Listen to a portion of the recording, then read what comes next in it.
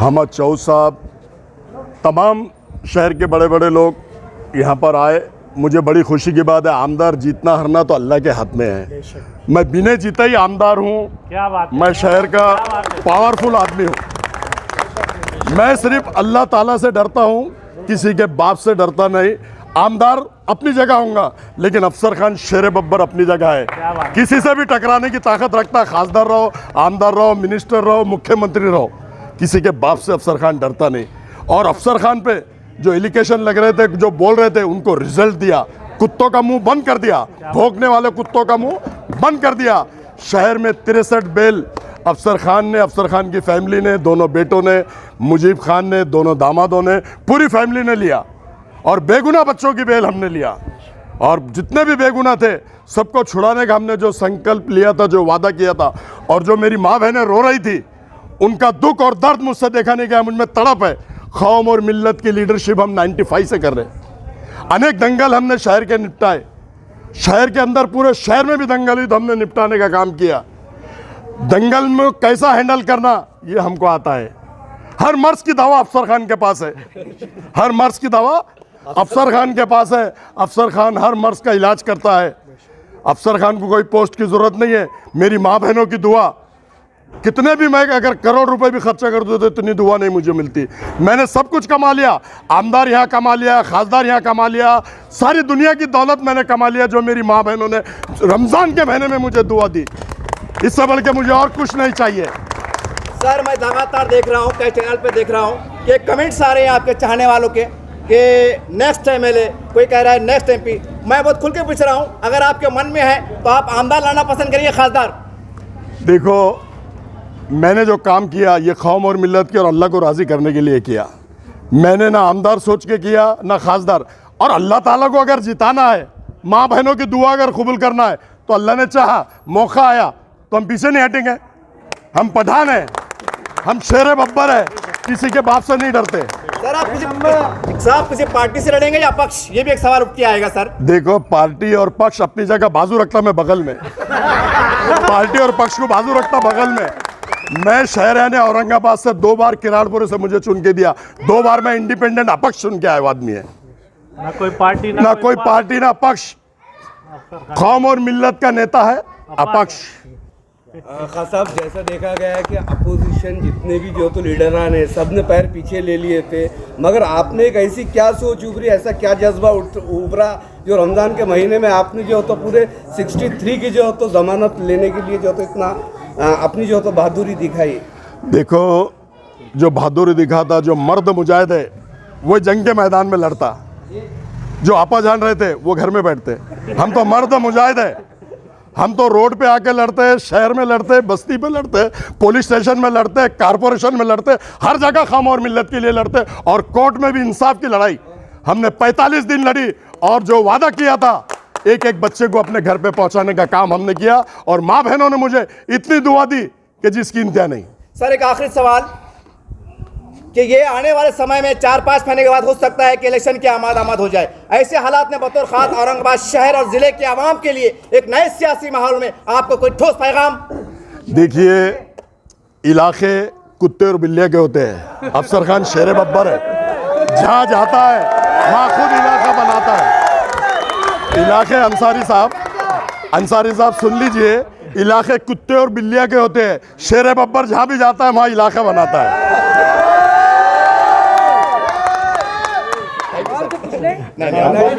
कोशिशों को यहाँ सराहा जा रहा है, एडवोकेट सलीम खान की कोशिशों को सराहा जा रहा है।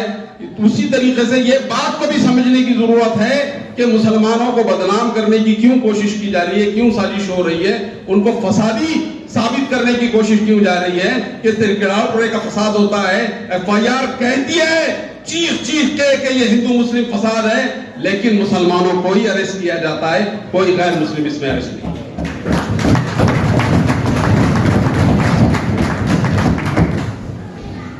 और हमारे ही लीडरान आते हैं, हम पे ही लकड़ी तानते हैं और हमको कहते हैं तुम्हारा कुंडिंग ऑपरेशन होगा। अरे हरामखोर, तुझे इसलिए चुना के दिए थे,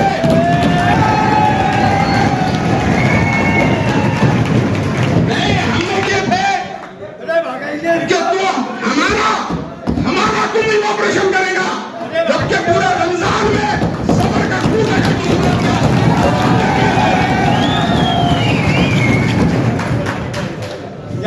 कौन बचाने को आएगा? तो आ गया तुम्हारा बाप अफसर खान माफिया।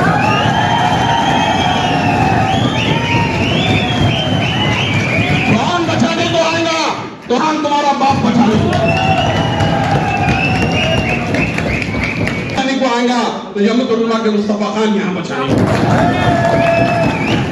और वो लोग भी सुन ले जो छुड़ाने का ढोंग कर रहे थे और बाद में मुखबरी कर रहे थे, एक एक का घर बता रहे थे, वो लोग भी सुन ले।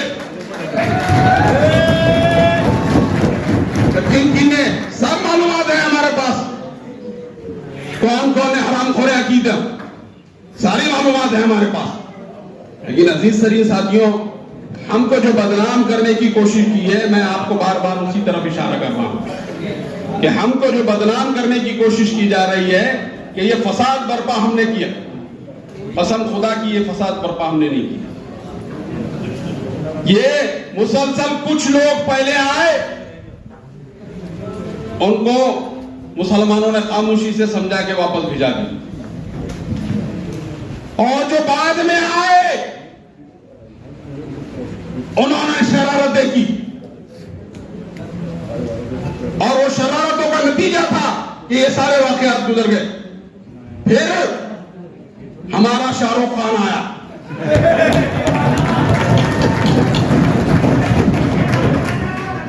अरे मालूम कौन है वो?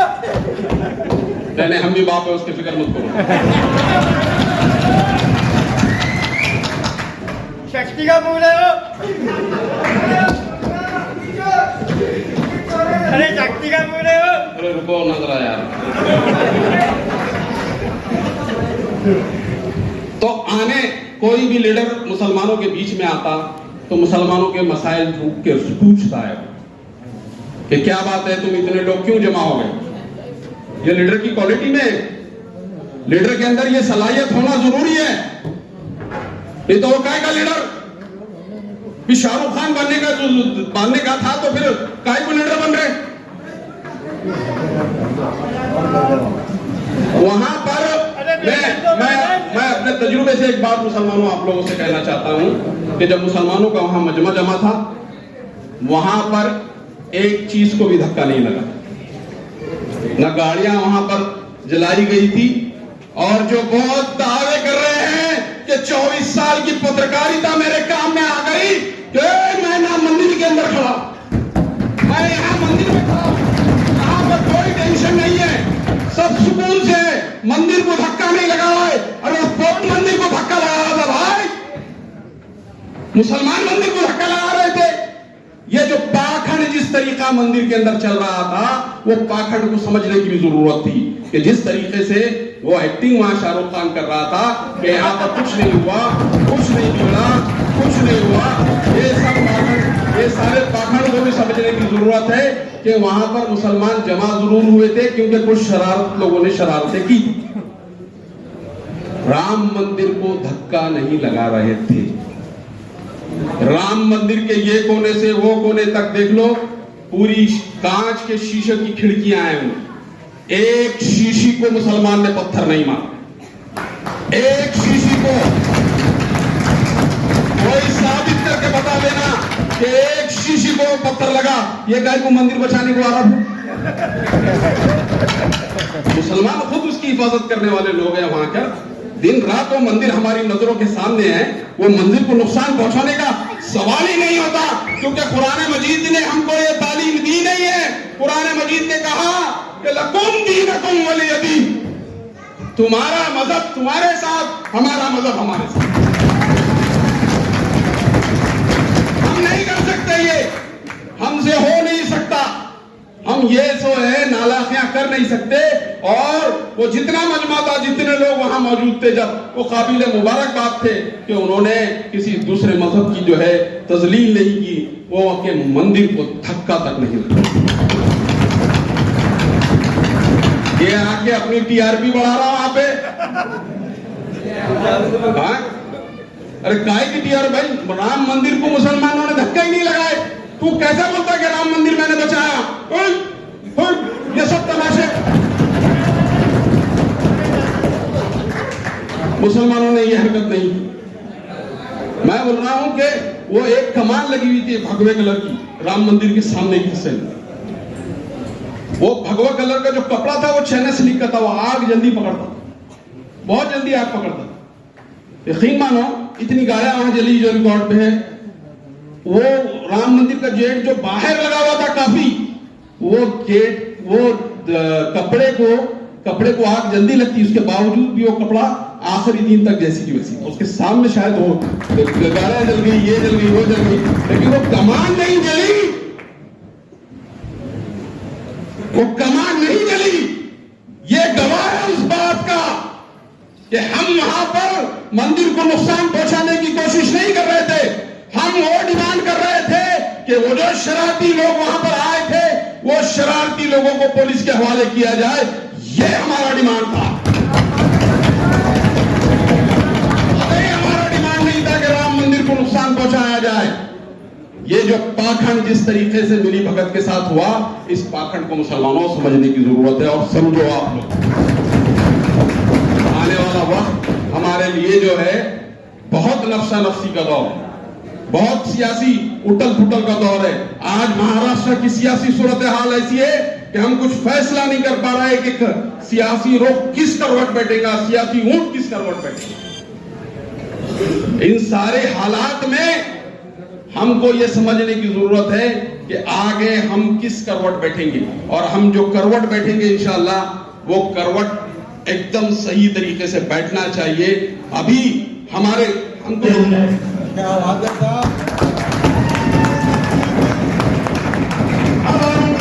औरंगाबाद का नाम चेंज हो गया। कोर्ट की लड़ाई लड़ रहे कुछ लोग, बेचारे खामोशी से लड़ रहे, किसी को मालूम नहीं कैसा वकीलों की फीस जमा कर रहे, किस तरीके से कर रहे। वो अल्लाह उनको जज़ाए खैर दे। मुश्ताक अहमद है, हमारे अहमद भाई है, ये किस तरीके से काम कर रहे। दिल्ली जा रहे रमजानों में, बॉम्बे जा रहे, 4 वफात अल्हम्दुलिल्लाह। अब उस हालात को जैसे शहर में खराब करने का था, जबरदस्ती का। जब नाम चेंज होके 8 महीने हो गए, तुमने ना असेंबली में उठाए, ना पार्लियामेंट में उठाए, तुमने ना एक लफ्ज बोले। यहाँ पर भी तुम्हारे 2 एमएलए हैं, ना उन्होंने बात करे। तुम पार्लियामेंट में हो, तुम भी एक बार आवाज नहीं उठाए। और जब ना ऑर्डिनेंस निकल गया, उसके बाद तुमने ढकोसला शुरू किया कलेक्टर ऑफिस के सामने। वहां बैठ के जबरदस्ती गैर मुस्लिमों को उचकाया गया। बात को समझो नौजवानों, गैर मुस्लिमों को गालियां दिया गया, जबरदस्ती के वहां पे छिछोरापन करे, जबरदस्ती के खाना बनाया गया, जबरदस्ती के मुसलमानों को बहकाया गया। उसके बाद वो हिंदू एक जगह हुए, हिंदू तंजीम एक जगह हुई। फिर उसके बाद उन्होंने वो हैदराबाद से कुत्ते को बुलाए,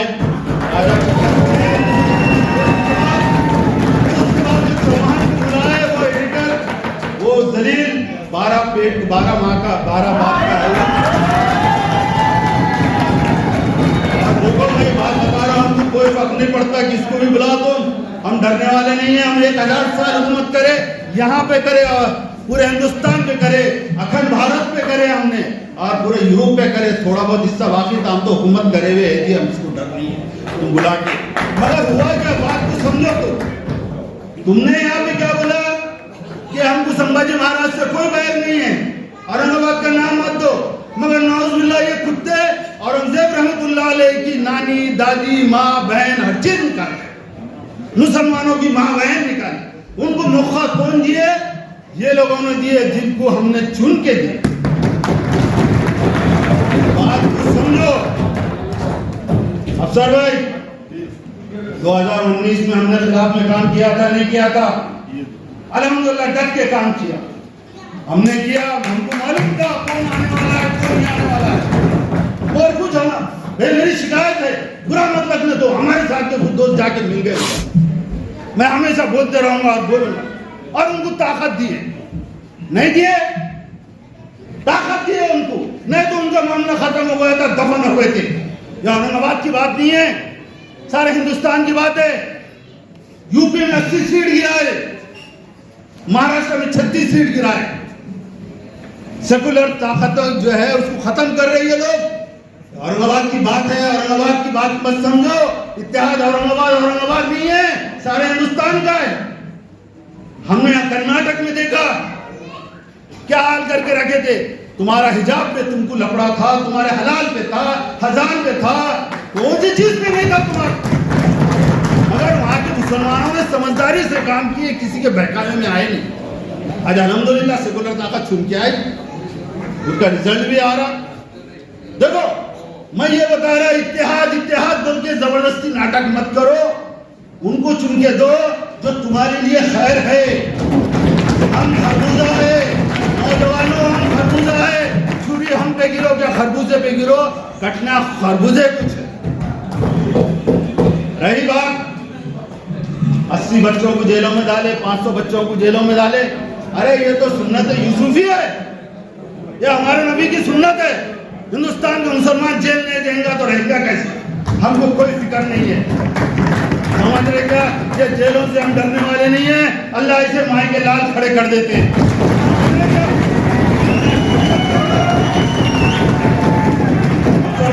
देख रहे अजीब हो रहा।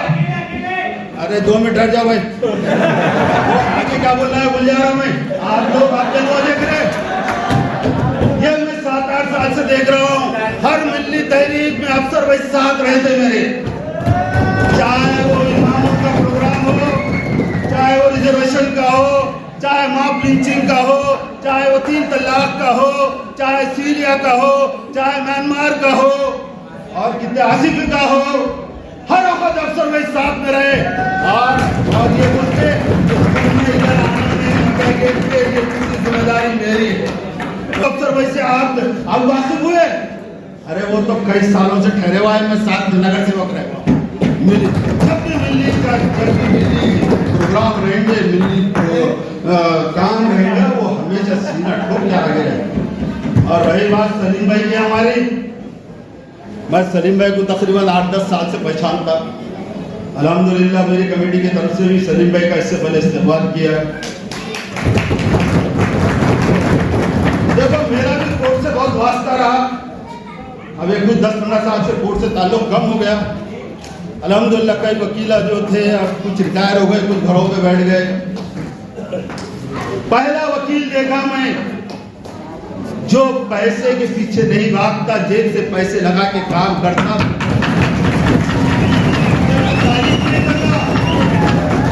ना मेरा कोई केस है, ना मैं किसको भेजा उनके पास। उल्टा वो मेरे को फोन करके एक बार रमजान में फोन करे कि अरे भाई वो 302 का जो जिसको मारे, जो घर में गोली लगी, अरे उसके ऊपर अपन केस करना चाह रहे, वो लोग नहीं तैयार।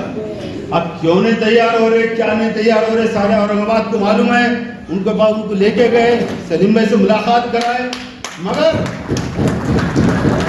कुछ औरंगाबाद के दलाल है, मुनाफिक है, हमारे में है, हमारे घरों में है। वो लोगों ने उनको क्या बहका दिया क्या मालूम, और शहर की नुमाइंदगी जिसके हाथ में दिए वो भी घरों में चूड़ियां पहन के बैठ गए।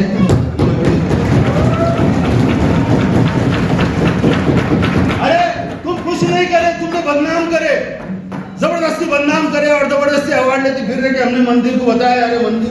अरे मंदिर का तो ताल्लुक ही नहीं था, मंदिर का कोई ताल्लुक नहीं था, वो मुसलमानों का गुस्सा था जो मुसलमान।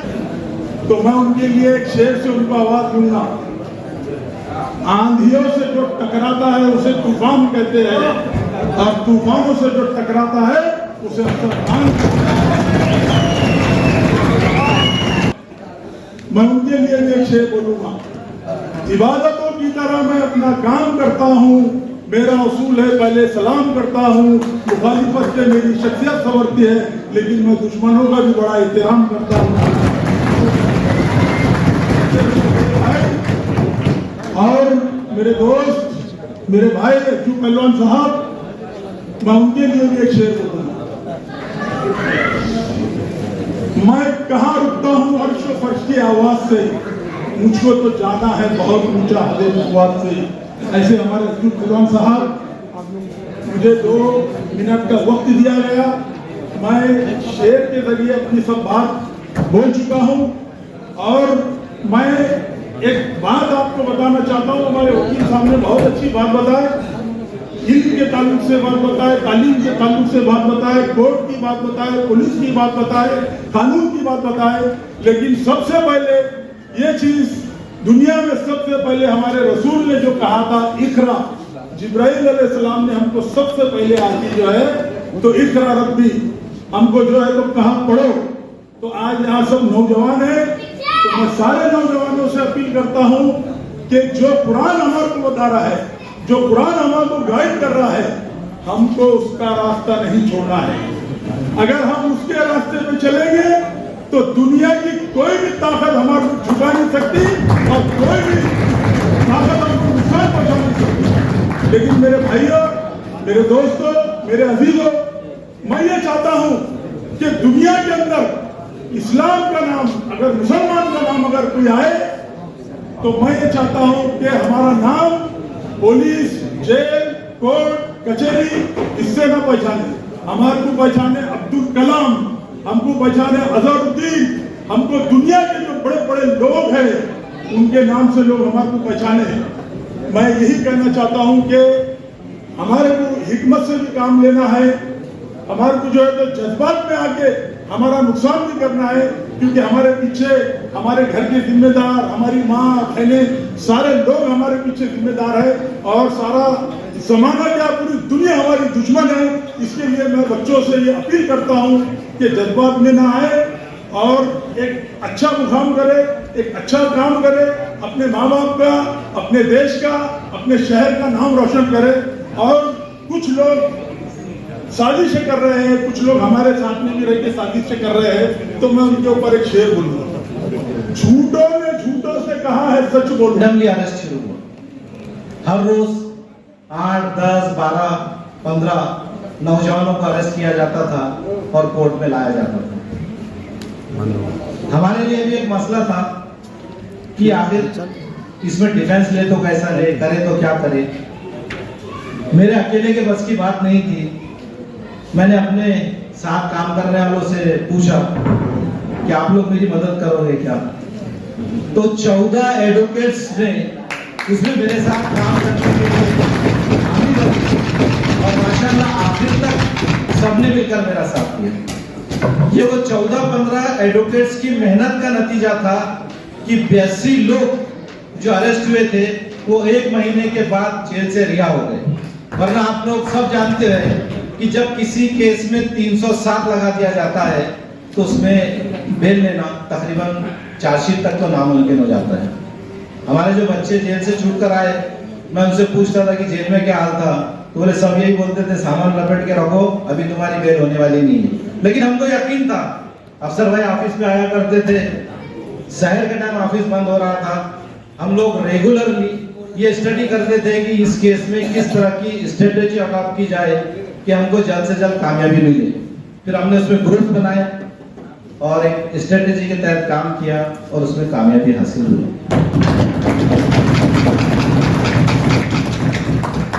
यहाँ तक तो सब ठीक था। ये हमारा रूटीन का काम है कि हम जमानत करके जो है ऑर्डर्स जो है पार्टी को दे देते और पार्टी से कहते हैं कि आप जमानत का इंतजाम करो। लेकिन हम जब जमानत का अर्ज दाखिल कर रहे थे उसी टाइम अफसर साहब ने मुझे बताया कि मैंने 6 लाख की सॉल्वेंसी बनाकर रखी।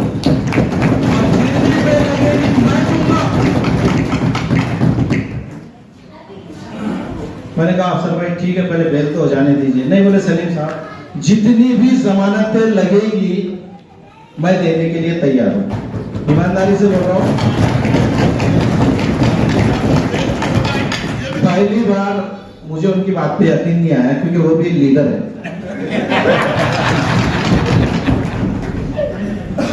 लेकिन जैसे ही बेल ऑर्डर हुए और उन्होंने एक सीरीज शुरू की कि उनके बच्चे, उनके रिश्तेदार, उनके दोस्त अहबाब, इवन दामाद तक आए मेरे ख्याल से जमानत लेने के लिए, पूरा खानदान अफसर खान का जमानत लेने के लिए।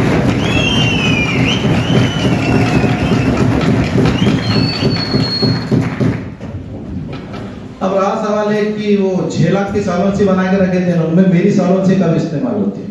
तो साहब ये इतने लोगों के नाम बोलेंगे क्या? तो सलीम भाई तुम फिक्र मत करो, मेरे को डायलॉग बोलना था, बहुत जल्दी याद कर लेता हूँ।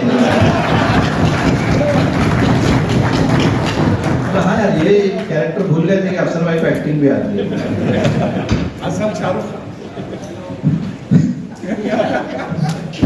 जब इनको हमने जज के सामने प्रेजेंट किया कि ये श्योरिटी है, तो इन्होंने उन तमाम अफराद के ना सिर्फ नाम पते बोले बल्कि कोर्ट को ये यकीन दिलाया कि जब भी जरूरत पड़ेगी इन सब लोगों को मैं कोर्ट में हाजिर रखूंगा।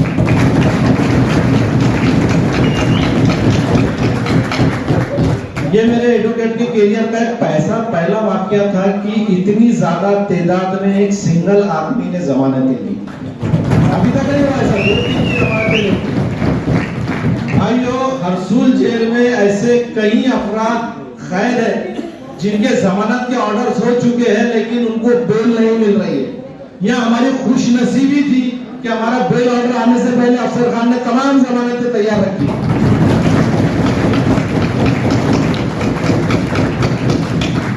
ये कोई आसान काम नहीं था। अब जमानतें हो गई, सब हो गया, हम समझे काम खत्म हो गया। अफसर साहब ने भी एक प्रोग्राम रखे, हमारा इस्तेमाल किए। कल रात में फोन किए बोले बच्चों को दोबारा 107 की कार्रवाई कर रहे और जमानत मांग रहे, और वो जमानत भी एक नए किस्म की मांग रहे। जमानत कौन सी होना? दूसरे समाज का आदमी होना, लोक प्रतिनिधि होना या सरकारी नौकर होना। अफसर भाई ने मुझे फोन करके बोला कि हम लोग जो है तो टाइम मांग लेते हैं। मैंने कल रात में उनको 1:30 बजे का, और मैं टाइम नहीं लूंगा, मैं इसमें लिख के दूंगा कि आप इस किस्म की डिमांड हमसे कर नहीं सकते और हम इस किस्म की जमानत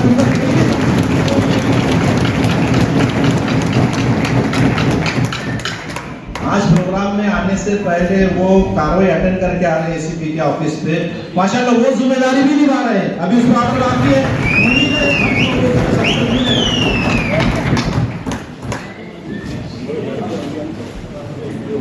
मसला ये था कि कोविड की वजह से इलेक्शन नहीं हुए महानगर पालिका, तो लोक प्रतिनिधि अपने पास है ही नहीं। अब बचे 3 MLA, उनसे तो हम जामीन ले नहीं सकते, तो हम पर एक इम्पॉसिबल कंडीशन इम्पोज की गई थी। अब किराड़पुरे का आदमी सरकारी नौकर कहाँ से लेगा? सरकारी और मुसलमान का कोई ताल्लुक है क्या नौकरी का? और हम लोग कोई हमारी, अब देखिए इल्जाम जिस तरह का लगाया गया हम पर राम मंदिर पे अटैक का, कौन सा हिंदू आके हमारी जमानत करेगा? हाँ, एक बात कहता हूँ, हम लोग जिस समाज में रहते हैं हमारे ताल्लुकात हिंदू लोगों से हैं, बहुत अच्छे। मैं भी कोर्ट में काम करता हूँ, 300-350 मुस्लिम एडवोकेट्स हैं, लेकिन 3-4 हज़ार हिंदू एडवोकेट्स काम करते हैं। बड़ी मोहब्बत से काम करते हैं एक दूसरे के साथ में, कभी प्रॉब्लम नहीं आता, एक दूसरे के दुख दर्द में हम शामिल रहते हैं। मैंने एसीपी साहब को जो जवाब लिखकर दिया उसमें मैंने यही कहा कि आप किसी भी नॉर्मल हिंदुस्तानी की मुझसे मांगिए मैं दूंगा, लेकिन आप स्पेसिफिक मांगेंगे हम प्रोवाइड नहीं कर सकते, हम ये देने में नाकाम, हम नहीं दे सकते। हम जेल जाना पसंद करेंगे लेकिन इस स्टूडेंट की हम जमानत दे नहीं सकते।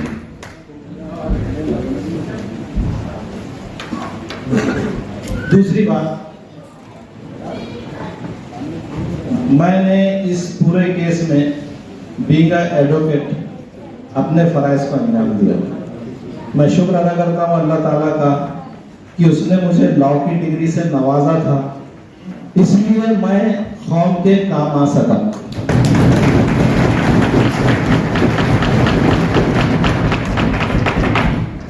आप भी अपने बच्चों को पढ़ाइए लिखाइए। मैं भी आप ही की तरह एक नॉर्मल फैमिली से ताल्लुक रखता हूँ। मेरे माँ बाप ने मुझे जो है तो पढ़ने के लिए फ्री छोड़ा था कि आप जो है, मैंने ये डिसाइड किया था कि मुझे वकालत में जाना है। पर आज जब हम लोगों ने काम किया तो 14 मुस्लिम एडवोकेट्स इसमें काम करने के लिए आए। जब ये काम शुरू कर रहे थे तब मैंने इनसे कहा, मैंने लोगों से कि आप लोग कीजिए। बोला साहब हमारे को फसाद का तजुर्बा कहाँ है। तब मुझे जाकर समझ में आया कि दुनिया के दोनों फसाद में मैंने काम किया था। मैंने भराड़ी के फसाद में काम किया था, मैंने बुल्ढाना के फसाद में काम किया था, और मैंने राजा बाजार के फसाद में भी काम किया था। उन तमाम फसादों में काम करने की जो एक्सपीरियंस था उसकी बुनियाद पर हमने काम किया और अल्लाह के करम से हमको उसके अंदर सक्सेस मिला। आज औरंगाबाद में मैं रहूं ना रहूं, मैं जिंदा रहूं ना रहूं, मौत जिंदगी का किसी का भरोसा नहीं है, लेकिन 14 से 15 एडवोकेट्स ऐसे तैयार हो चुके हैं जो हमेशा आपके लिए तैयार है।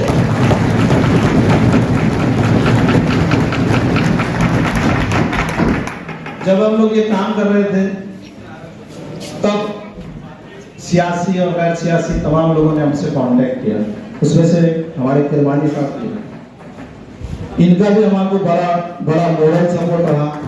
मेरे ऑफिस में आए, इवन उन्होंने मुझे जो है हर तरीके का ताउन देने का वादा किया, लेकिन अफसर खान साहब ने इतना कर दिया कि मुझे किसी से ताउन लेने की जरूरत ही नहीं पड़ी।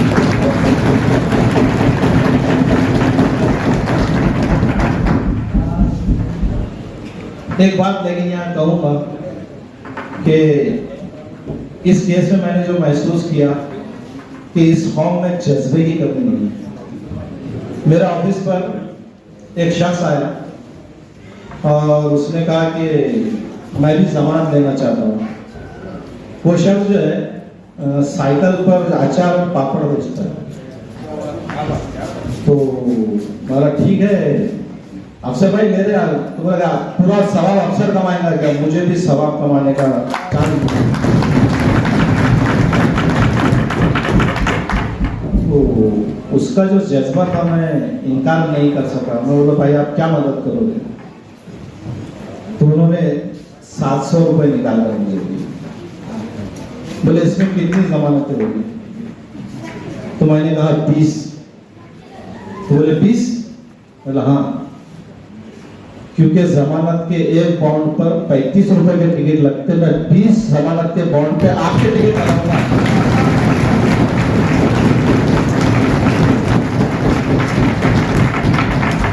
मैं तो समझा साहब आप बोलेंगे 700 रुपए में क्या होगा। 700 रुपए में नहीं, ये तुम्हारा जो जज्बा है, अल्लाह ताला ने जो जज्बा दिया है कौम ने कि एक आदमी जो साइकिल पर पकड़ और अचार बेचता है उसके दिल में भी इतना जज्बा है कि वो भी हमारे लिए सोचता है। हमारे पास इस केस में काम करते रहे मैंने एक चीज की महसूस किया कि हमारे पास साधनों की कमी नहीं है, काम करने वालों की कमी नहीं है। कमी एक ही चीज की है कि काम करने वाले को काम करने नहीं दिया जाता।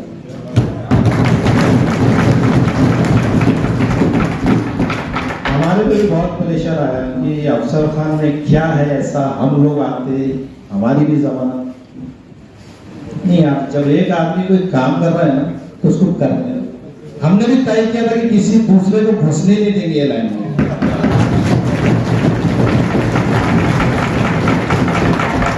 क्योंकि पता था कि मुश्किल के टाइम कौन रहा। एक और बात बताता हूँ, ये तो सब चल रहा था 40 से 50 दिन का हमने एक अरसा के साथ गुजारा। ईमानदारी से कहता हूँ कि इससे पहले मेरे ख्याल इनके बारे में कुछ मतलब ज्यादा वो नहीं थे, नॉर्मल है औरंगाबाद के जानता था। लेकिन 40 दिन 50 दिन से हम जब कंटिन्यू इनके साथ काम कर रहे हैं तो मुझे भी लगा कि अल्लाह ताला ने इनमें भी कुछ खूबियां दी है।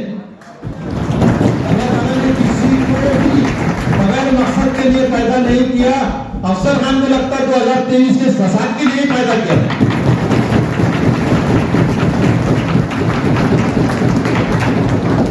ना सिर्फ जमानत ली बल्कि दवा वगैरह के लिए, घर किराए के लिए भी इन्होंने जो है तो मदद की लोगों की। ये हम देखते थे, इन्होंने कहा नहीं, लेकिन ये जो देखते थे तो हम लोग देखते थे उसको।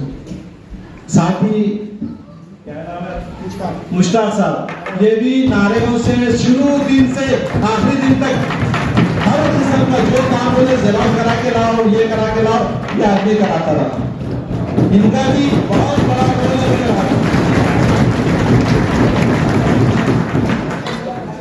बस एक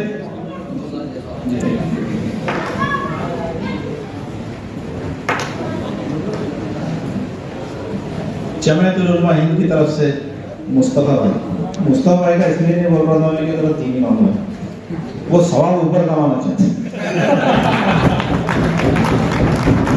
जमायतुल उलमा हिंद जो है इस तरीके के मामलात में काम हमेशा से करते आई है, वो किसी तारुफ के मोहताज नहीं है, लेकिन एक नई शख्सियत जो उभर कर आई अफसर खान की शक्ल में, उस ताल्लुक से काबिल मुबारकबाद है औरंगाबाद के लोग कि हम लोगों को एक ऐसी पर्सनालिटी मिली है।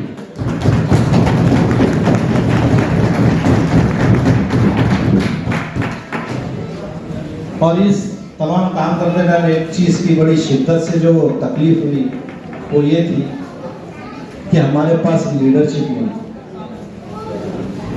कुछ दिन पहले, कुछ साल पहले हमें ये खुशी हुई थी कि हमारे पास वो सब कुछ आ चुका है जिसके बारे में हम सोचते थे।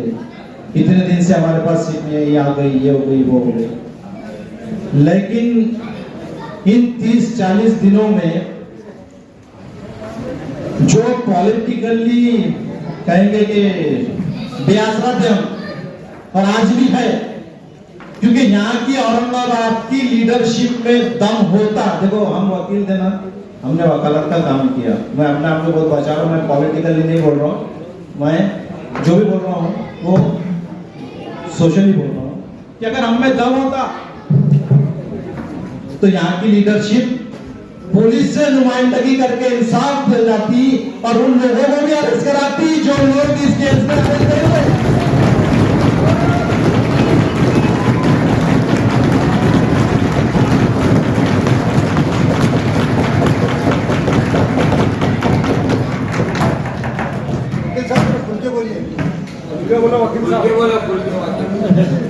मैं वकील हूँ, कुछ लिमिटेशन से, वरना मुझ पर भी इल्जाम लग जाएंगे कल को आप इलेक्शन में खड़े होने वाले हैं। क्या फोकस करता है?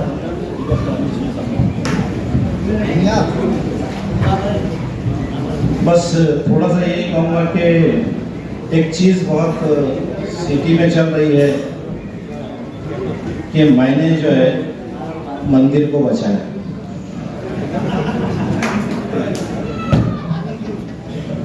मेरे कान भी पक गए ये डायलॉग सुन सुन के कि मैंने मंदिर को बचाया। अफसर भाई, पहले दिन से लेके आखिरी दिन तक कोर्ट में जो भी प्रोसीडिंग हुई उसकी सर्टिफाइड कॉपीज अपन ने निकाले। उसमें साउथ इंडिया की ये फिल्म की स्टोरी है क्या?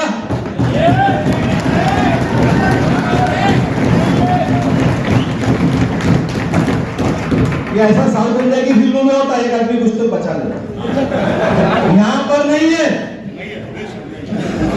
मैं आखिरी दिन तक भी इंतजार कर रहा था कि ये स्टोरी कब आती, लेकिन आज तक वो पुलिस वालों ने बताया नहीं। हो सकता चार्जशीट में बताएंगे, और चार्जशीट में बताएंगे तो वो प्राइम हीरो रहेगा, स्टार विटनेस रहेगा वो केस का, जो खुदा की कसम खाकर कोर्ट में ये कहेगा कि ये फसाद मुसलमानों ने कराया था और हम उसका क्रॉस करेंगे।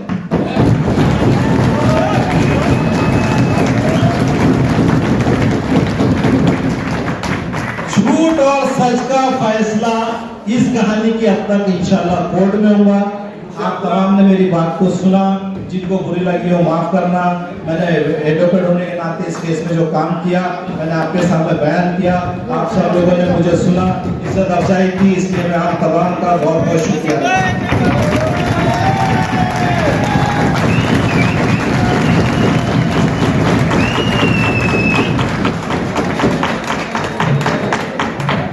हेलो हाँ हाँ हेलो हेलो हेलो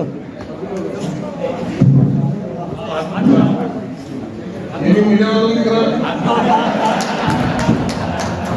मालूम बन के जिसकी हिफाजत हवा करे वो क्षमा क्या मुझे जिसे रोशन खुदा करे। इलियास भाई, कोई भी एक बार ठोकर लगती गिरता दूसरी बार देख के चलता, और पीछे मैं चालू गाड़ी बैठता मालूम गाड़ी बैठता ही कभी जो मानो हुई गाड़ी उसको बैठने का सवाल ही पैदा नहीं होता। और अपने बुजुर्गों, भाइयों, मुसलमानों, अपने सब कौम के लोग यहाँ पे बैठे हैं और सब लीडर बैठे, सब नौरत्न बैठे, एक से नाम तो ले नहीं सकते, इतना टाइम तो है नहीं। और अल्लाह पाक फरमाता है तुम जमीन वालों का नाम करो, मैं तुम पे नाम करूंगा। तो उस सकल में अफसर आपको एक जरिया बनाए थे और खान सलीम खान वकील, आप जो वकील मेरे भाई है नौजवान, जो पहली बार मैं भी देख रहा हूँ वकील कभी 10 रुपये टिकट 100 रुपये लेते हूँ और दिन भर बच्चे खाना पड़ता है मुझे, लेकिन पहली बार अल्लाह ने इनको दिन में रंग डाला। ऐसे वकील मार्केट में आए, एक नवरत्न हीरा उनके करते कोहिनूर हीरो कैसा रहता है मुसलमानों का बच्चों का ऐसे और ये सब किरे ज्यादा अपनी माँ बहनों को जो रमजान में इन्होंने रोजे इफ्तारी रोजे खोल कितने वक्त इन्होंने दुआ करे, मुसलमान बच्चों का अच्छे जीते जेल में अंदर गए और जितने बाहर थे तो कोर्ट को चक्कर मार रहे थे, भजिए पाव खा के चाय पी के खड़े रहे अपने साथ पीछे घूम रहे थे। तो ऐसा में अल्लाह के नाम बहुत है, एक से एक पैसे वाले भी, लेकिन अल्लाह ने सबको दिल नहीं दिया। इसमें अफसर खान को पेश किए हिसाब से अल्लाह ने अफसर खान के जिम्मेदार के साथ। अब वो अफसर खान मेरे बड़े भाई को छोटे भाई बन रहा हूँ, वो तो बड़े मैं बोलता बड़े नहीं, वो छोटे में मगर छोटे भाई हाँ तो मैं बड़े बता छोटे थे थोड़ा हाइट में थोड़ा बहुत फर्क आया था वही सब है। एक शेर तो एक ये शेर के 2 अल्फाज है, अब तो समझो समझे नहीं समझे नहीं समझे। मुझे अपनों ने लूटा है गैरों में का धंधा,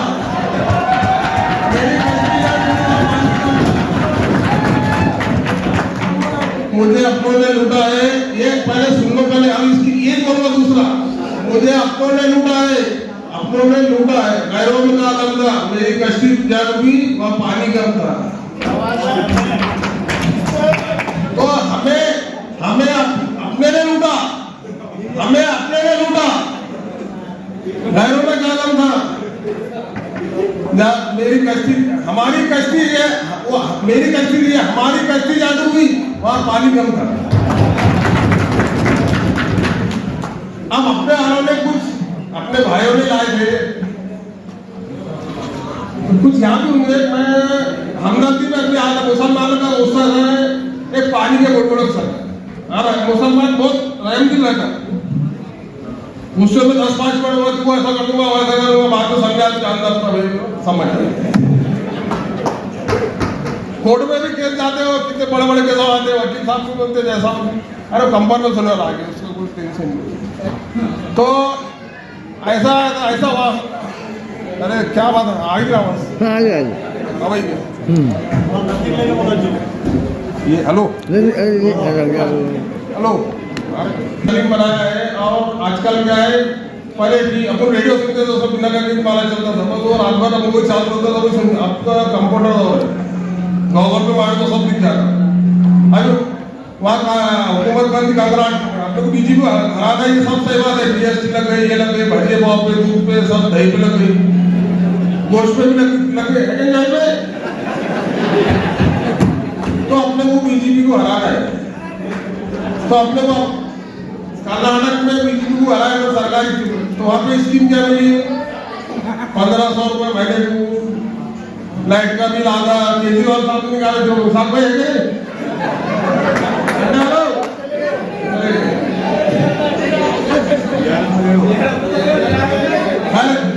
कोई कह भी जाओ, लेकिन एक टाइम आया ऐसा कोई एक प्लेटफॉर्म पे आ जाओ, मेरा बोलने का मतलब ये। तो आपको कोई भी लीडर आता ना, तो एक आठो आदमी को आता कैसा, उसके पीछे पूरे एक मेंढी एक बकरी जाती तो उसके पीछे 100 मेंढा, एक बकरी बॉडी में पूरे गिरते ऐसा गिर लेते। लेकिन अब आने वाले इलेक्शन में सोच समझ के तूने हमारा से क्या काम किया बाबा,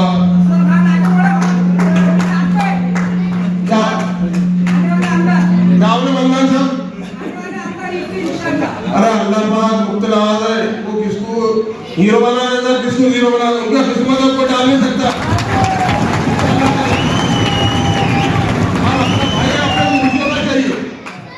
वो भी विरोधी पक्ष लेता है और मैं भी विरोधी पक्ष लेता है, इतना क्यों पहले वो बात पहले आप पहले आपने वो पहले मैंने बात हो गया। क्या कभी आएंगे बता रहे हैं